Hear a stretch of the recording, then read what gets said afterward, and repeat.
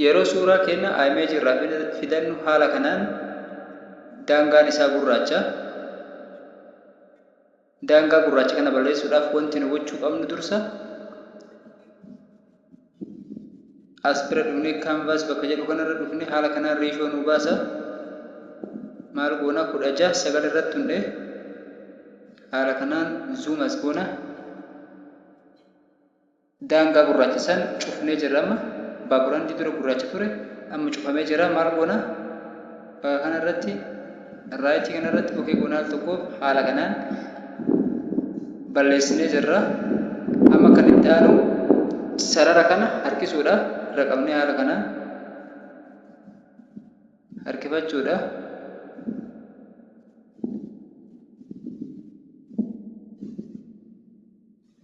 Haala kanaan harkisuudha. Amma dandeenye harkisne achi booda amma Assalamu alaikum warahmatullahi wabarakatuh. Ashama harka fuuna jirtu baga naga jiraatan bakkuma jirtanitti nageenye rabbii kadhuma hin qabne isin irratti haa jiraatu isiniin jecha. Namoonni chaayinaalii keenyaaf haala taatan yeroo kamiyyuu sabskraayibii tuquu hin irraanfatina. Itaan suudhaan mallattoo bilbilaa tuqaa akka wanti nuti gadhiifnu yeroo mara isin bira ga'u isiniin jecha. Warroonni maatii taatanii jirtan ammoo sheerii laayikii naaf godha. Namoonni keenyaa kutaa 6ffaa tekstii wajjin laalla. Barnoota kutaa 6ffaa tekstii wajjin laalla. Tekstiin isii tana odiyoo laallee turre stiikerii laallee turre amma kattaan kutaan itti aanu tekstiidha. Tekstii barreessuu asirratti barreeffama barreessina. Haala kanaan nuuf baha. Stiikerii laallee dabarsinee jirra kutaa 5ffaa keessatti tekstii laalama barreeffama barreessuu haala kanaan amma ne eegalla. Inshoot haala kanaan barreessina. Bakka kana gattunna bakka diimaa kana gattunne haala kanaan nuuf baha. Filannoo garaagaraa nuuf fiduu danda'a. Ofitti sarkifna haala kanaan bakka kanarra tunne ofitti asarkisna. Inshoot isii kana ofitti asarkifna barreeffama barreessine kana. Balleessuu barbaanne immoo isa walittuudhaaf x bakka kanarratti tunne dhabama goonaa jechaadha. Ammatti deebina. Oromiyaa barreeffama kana barreessee jirame Oromiyaa haala kanaan barreeffama kana xiqqoo as harkisee zoom godhee guddisee jechaadha. Qubee tokko tokkoon akka barraa'u yoo barbaade haala kanaan gochuu danda'a. In yeroo seenu jechaadha. Iniin yeroo seenuudha. Ootiin yeroo bahuudha. Looppiin ammoo jidduu keessatti jechaadha. Jidduu keessatti haala kanaan ta'u suuta.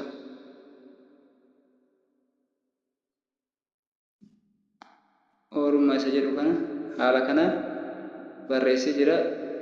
Zoom godhaas asuma gattuqa. Qalama kana jijjiiruudhaaf bakka kanarratti dugda duuba isaa haala kanaa tolchuu danda'a.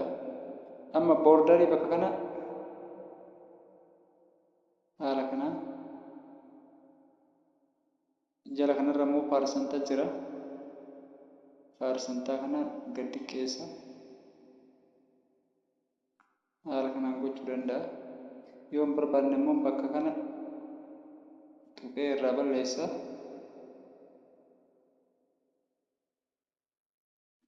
Bifa kana tolchuu danda'a.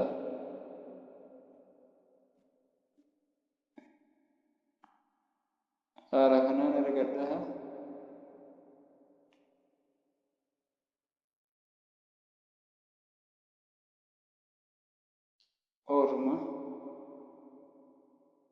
Ormumaa isa kana daangaa isaa tolchamee haala kanaan daangaa isaa asiin qalama jira. Bifa kana jira. Bifa kana haala kanaan jijjiiree paarsantii jala kanarra jiru kana isa jala irra jiru kana nama 65 irra kaa'ee jira. As harkisa mirga irraa gara bitaatitti as deema. Haala kanaan yoo as deemu barreeffamni kun haala kanaan naa taa'ee jira. Amma jijjiiruu danda'a bifa barbaadetti haala kanaan as harkise. Qalama isaa kana jijjiiradha.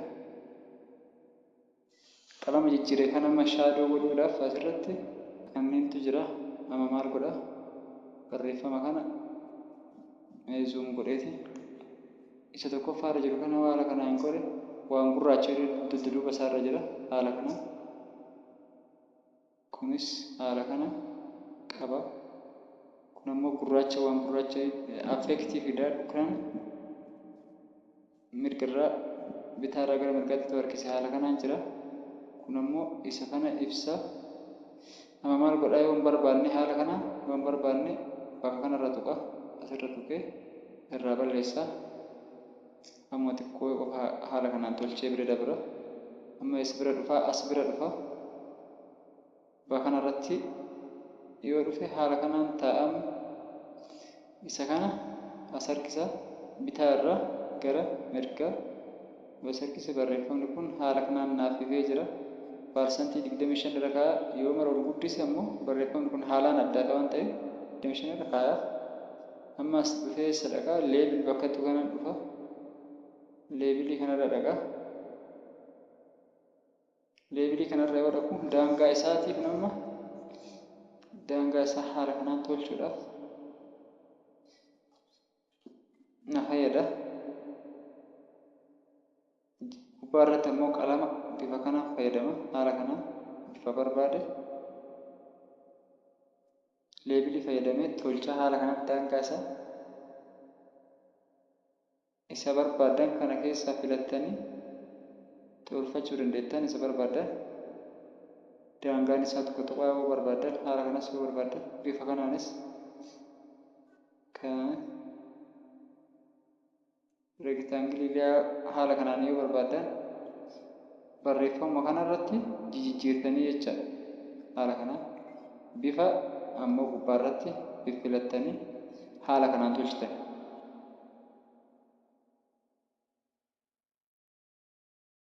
Gadi xiqqeessuu barbaadan haala kanaan isuma kanarraa hir'isuu barbaadan haala kanaan gadi hir'istanii yoo gadi hir'istan dhokachuu danda'a. Amma tokko suuraa sanii wal fakkaachuu danda'a waan ta'eef haala kanaan as fiddanii 40%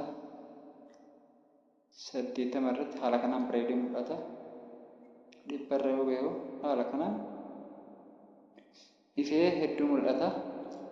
Jijjiirachuu barbaanne immoo bakkuma sararuma kana gattuudha. Bakkuma kana gattuudheeti haala kanaan harkisnee jijjiiranna. Tekstiin kana fakkaataa kattaan ammoo kun aarra yoo gattuudhe haala kanaan yoo gattuudhe barreeffamoota garaagaraa nuuf jijjiira. Haala kanaan irra deddeemnee tottolfanna. Daawunloodii godhattanii yeroo qabdanitti haala kanaan kaayuu barbaadan isiniif tolcha. Raayit jennee keessaa baana.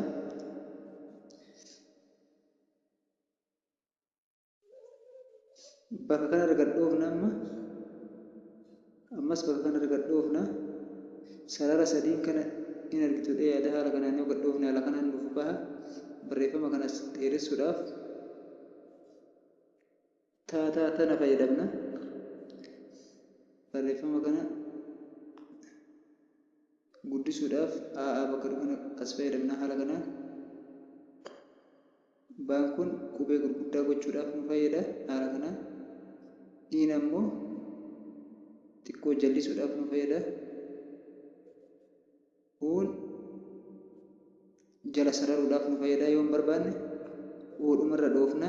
Yoo jala sararuu barbaanne uu qofarratti goonaa jechaadha. Baacaan kun filannoo sadii qaba. Filannoolee sadii qaba. Barreeffama kana haala kanaan jallisuudhaaf loogoo gochuudhaaf haala kanaan nu gargaara. Bitaa irraa gara mirgaatti yoo harkisne haala kanaan walitti deebi'a. Ammoo mirga irraa gara bitaa yoo harkisne haala kanaan barreeffamni keessatti deebi'a. Loogoo garaagaraallee ittiin dalaguu dandeenya haala kanaan. Maqaa keenyas tolchuu dandeenya, maqaa biyyaatis tolchuu dandeenya, maqaa nama jaalannuutis barreessinee haala kanaan tolchuu dandeenya jechaadha. Loogoo tolchuu dandeenya haala kanaan fayyadamna. Diriirsuu illee barbaanne haaluma kanaan diriirsina. Zeeroo irra deebisne barbaanne immoo as bira dhufne bakka kana irratti okee goona. Tolchuu haala kanaan tolcheera. Anamma hin barbaadu asuma bira dhufee okee godha haala kanaan irra balleessaa jira. Amma isa lammaffaa irra dhufna. Barreeffama kan haala kanaan jajallisuudhaaf bitaa irraa gara mirgaa asuma kana harkisa haala kanaan barreeffama tokko haala kanaan barreessuu dandeenya. Maqaa keenyas ta'u, maqaa biyyaatis ta'u, maqaa waan barbaanne haala kanaan barreessine tolchine itti fayyadamuu dandeenya. Maal goone ofiitti raayitii bakka kanarratti okee goone seef ta'a. Yoo hin barbaanne immoo asuma deebine al tokkoof okee goona haala kanaan irraa bada. Ammas as dhufna baacaan kun haala kanaan onnee bifa mallattoo onnee kanaan nuuf ka'ee jira. As guddisuu barbaanne al tokkoof irra qabne haala kanaan as guddisna. Yoo ammoo hin barbaanne asuma bira dhufne irraa balleessina jecha haala kanaan. ISPC'n kun barreeffama barreessine ISPC dubbachiisuudhaaf asirratti intar bakka kanarratti Oromiyaa yoo barbaanne haala kanaan barreessine haga qubee 1000 hin caalleen barreessine as biratti amma daataan qabu malee namatu jira haala kanaan afaan Ingiliffaa dubbachiisuu dandeenya. Ameerikaa, British, Asiyaa dubbachiisuu dandeenya. As biratti ammoo meel fiimeel saala filannee jechaadha. As biratti saala filannee dubbachiisuu dandeenya. Start bakka jedhu kanarratti dhoofne nu fayyada. Haala kanaan barreeffama harka keenyaan barreessuudhaaf nu fayyada. Suuraa garaagaraa harka keenyaan kaasuudhaaf nu fayyada.